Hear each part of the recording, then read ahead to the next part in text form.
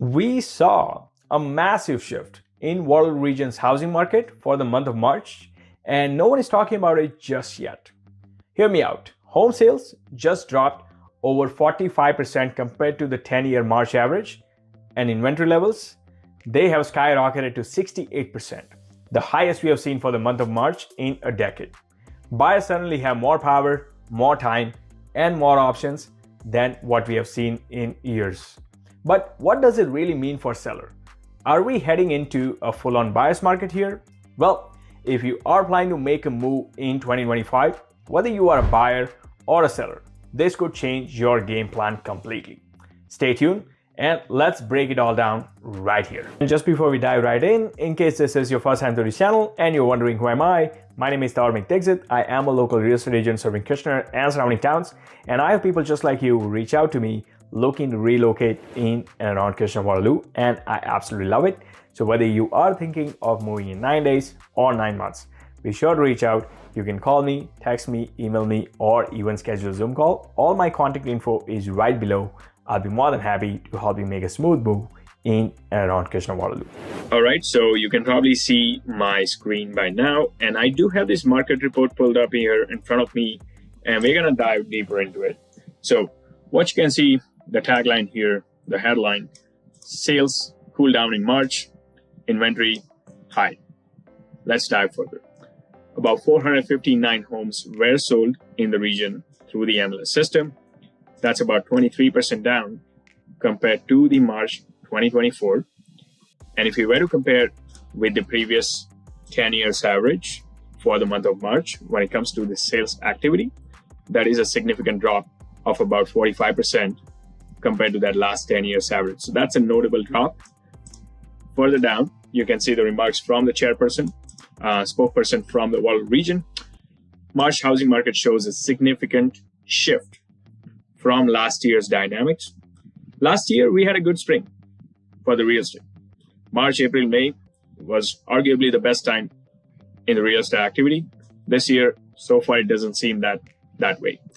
With sales activity cooling, while inventory levels have reached their highest point since March of 2015. So that's about 10-year high when it comes to inventory. You have about just over 3 months of inventory right now. There are about 1,700 homes on MLS as of today in the Waterloo region. So that tells you how many options buyers have. And obviously it's mentioned here rightly, providing buyers with more options, more time to do their due diligence, to do their conditions, to make the right decisions in this current market conditions. So total sales comprised of mainly detached homes that made up the major chunk, followed by the townhomes, 98 townhomes, and we had a small portion of condominium units and some semis. Now, with the condo, I have mentioned in my previous market updates, there is a concerning trend that is building up. If you are a buyer of a condominium unit, or if you're a seller more so, I would look at and track this number more closely to really, prepare for your game plan. But I'll touch upon that very shortly here. But these are the average prices. I won't go into too deep into it because, like I said, average price is a mere reflection in the short run. You do want to be guided by what we like to look at, the MLS home price index that does really track prices both in the short and the long run.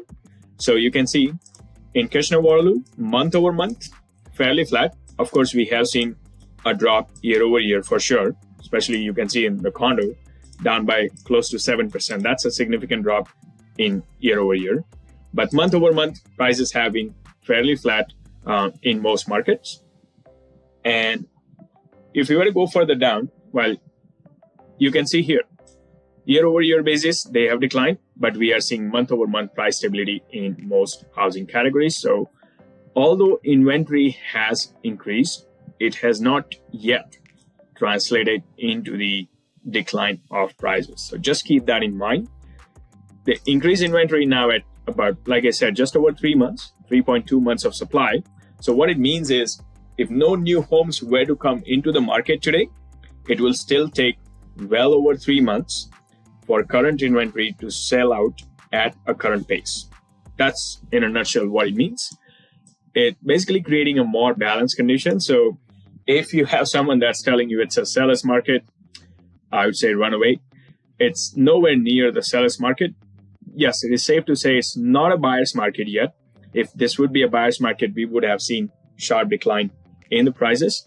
Inventory is moving, but yes, it's moving much slowly. And especially with new inventory coming at a rapid pace, it's, things are shifting in the buyer's control. So as a buyer, you are in total control in the current market conditions. When I say total control, you are able to definitely negotiate the prices. You are able to do your conditions, whether it is financing or home inspections. You don't have to budge a lot, right? Even if it is a right property, and you don't have to overpay, to say the least. So these market conditions are very favorable, and you can see, right? The shift is particularly evident in the condo market. This is what I was talking about. There is a concerning trend. We have about nearly 7 months of inventory for the condominiums. So if you're a condo owner, this is the concerning trend. And, with some other projects that were sold back in 21 and 22 that are coming due for closing later this year into the 2026, we are only going to add up more inventory. And the fact of the matter is that those condos are not getting absorbed by the buyers as quickly as they would like. So 1,180 new listings to the MLS in the last month. That's 15% increase compared to last year. Okay. And 2.4% decrease compared to previous 10-year average for March. However, total number of sales inactive, like I said, 1,700 homes, guys. So you have a ton of options. If you're a buyer, that's an increase of 58%, so just shy of 60% increase in the inventory compared to March of last year, and 73% above the previous 10 years average. That's a substantial increase in the inventory. So like I said, do not budge. I mean, this is, if things continue this way, we could end up in a full-fledged buyer's market where, inventory could sit on the market for much longer. Buyers could start calling the shots, and, the prices could start to come down if sellers, depending on, how sellers respond to this kind of situation. But we'll keep a close track of it. Going down further, the total inventory across the market increased by 68.4%, resulting in 3.2 months of supply. We saw it. Condo apartments had the highest inventory in nearly 7 months, followed by townhomes. The least inventory, as we have seen, is for the single-family detached homes, only about 2.3 months of supply, which is fairly reasonable. And that's why, you can see prices are not coming down yet, and prices are sticking, like, in a way. Okay. So the average time to sell a home was 28 days in March compared to 24 days in the previous month. The trend we like to see, and when I get to the charts, I will tell you guys, but the trend we like to see typically is compared to last year, it's supposed to go down as we head into the spring market. So, from Jan to Feb and Feb to March and March to April, number of days on market are supposed to coming down, but we are seeing the trend other way, and that clearly suggests a slower housing market and the overall activity. Let's take a high level look at the charts. Sales by property types, we looked at it. About 459 homes in total were sold. We saw that composition. Average sales price, again, be guided by the HPI tool, the home price index tool. You can actually pull up this website and go right here, home price index, and that's where you can play around with the tool to really gauge the prices of a particular property in the short run. But yeah, this is great to track the prices in the long run, right? So average prices fairly flat month over month. Median prices, again, that's just a mere median number. Basically, if you had 10 houses sold, 5 of them were above a certain price point, 5 of them were below a certain price point, and then you have the middle number, that's the median sale price. That's how they basically arrive at it. So again, it's a good number to look at, but does not really tell you much about the near-term or short-term market conditions. Average days on market, this is what I was talking about. We typically like to see that number going down as we head into a spring market, if it is turning out to be a busy spring market. I'll show an example by giving you a quick comparison of spring of last year. So Average days on market for February of last year was 24. For the March, that was down to 19. In the month of April, it was down to 18, and May 60, right? So you can see how it's coming down. That's just a busy spring market we had last year. This year so far, we are yet to see that. Obviously, we saw it a good start to the January and February, where buyers did respond positively to the rise in inventory and the rates dropping. But since February, we have seen that number going up. This, in a busy spring market, this would be otherwise, it would be rather coming down. So that's a clear sign of a slowing market. Months of supply, we have a ton of supply. We were at, it did start to come down, like in December, January, February. Every month, like we are adding a ton of supply in the inventory. And, if you see new listings, this will be a good one, actually. So we had about 350 new listings, which is pretty reasonable for December. Okay. January, we had 900 listings. February, another 862. Come March, 1184 new listings. And that obviously does translate to number of homes for sale being much more than, what sellers would like to be at. So 1100 homes in December increased to 1300, increased to 1455, now up to 1700 homes currently on sale in the current market. So that's in a nutshell your monthly market update for the month of March. And lastly, you can take a look at the dollar volume. Not a huge, not a lot of activity, but this is again just a number for you to, it's a good to know number, but as a buyer or seller tracking the market, it may not truly reflect in a short run. It won't give you a good indication. Let's just say that it's not a great indicator of the market conditions, but it's good to know what's the overall volume of activity happening in the real estate sales. Now that we have looked at the market data, let's take it a step further and see how would you respond to the current market conditions if you were a buyer or if you were a seller. Well, if you are a buyer in this market, know that there are some great conditions exist for you in this current marketplace in the real estate market. You are able to do your due diligence. You are able to negotiate with the sellers these days. Okay. You don't have to buy out of FOMO. You can do your conditions like financing, the inspection, all those. And most importantly, ton of options exist for you in the current market. So you can be as picky as you would like to be with the neighborhood, with the amenities, with the type of home, everything, right? And still be able to find some desirable options. So overall market space, like the dynamics, are really in favor of buyers. So that's one thing to know.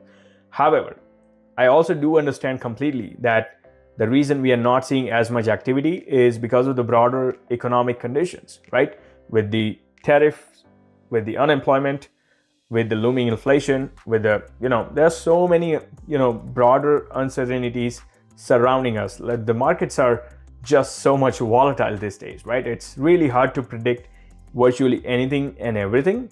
And rightly so, we are not seeing as much of an excitement from the buyers, despite having such a high inventory and rates that have continued to go down for the past few months. So that's probably the reason. I don't think the rates are holding the buyers anymore. I mentioned in my previous videos.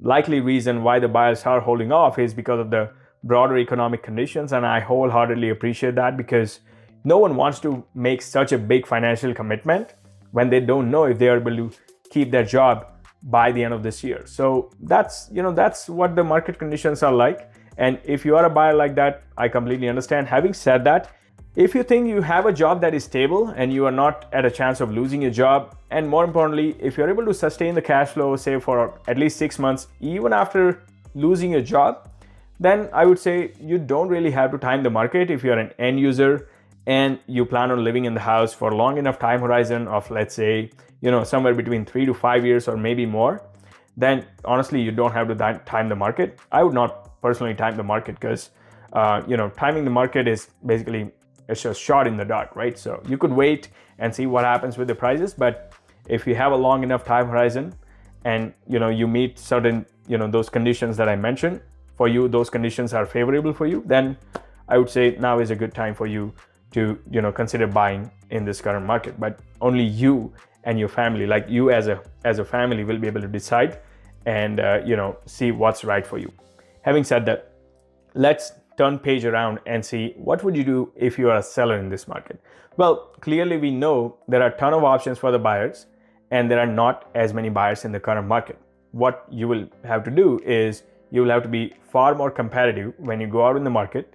You will have to be on point with your offer strategy, know exactly where you plan on landing. Don't just play around with the price.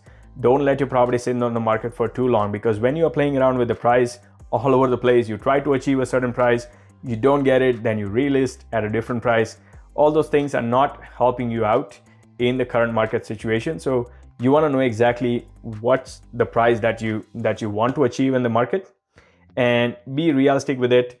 And at the same time, you have to have your marketing on point, because just by putting a lawn sign out in your front yard, it's not going to sell the house anymore, because likelihood is that there are 4 more homes in your neighborhood that are up for sale that may be same or better than your home. So all those things you have to pay attention to, and more importantly, you will have to be patient with the process. So obviously you want to have your offer strategy, marketing, your pricing, everything on point, but also just trust the process and do not let your mind deviate otherwise in either direction. So that's how I would say, patience and trusting the process in the long run will pay you well if you're a seller in the current market. So that's how I would respond to the current market situation if I were a buyer or a seller in the current market. Let me know what your thoughts are in the comments below, and how would you rather respond to the current market conditions if you were a buyer or a seller. Nonetheless, if you got some value, then be sure to give it a thumbs up, subscribe to this channel, and tap on that bell so you are the first to get notified when the new video pops up. And speaking about new video, I am actually going to come up with another video for the market update after the Bank of Canada announcement, this I think April 16th. So we'll take a closer look at the unemployment data, the inflation data. Hopefully they will come out by then, and we will take a closer look at how that rate announcement unfolded and what we can make out for the spring market of 2025. And whether you are thinking of moving in 9 days or 9 months, whether it's in or out of Kitchener Waterloo, be sure to reach out. You can call me, text me, email me, or even schedule a Zoom call. All my info is right below. I'll be more than happy to help you make a smooth move in and around Kitchener Waterloo. Until next time, well, I will continue to show you guys around town.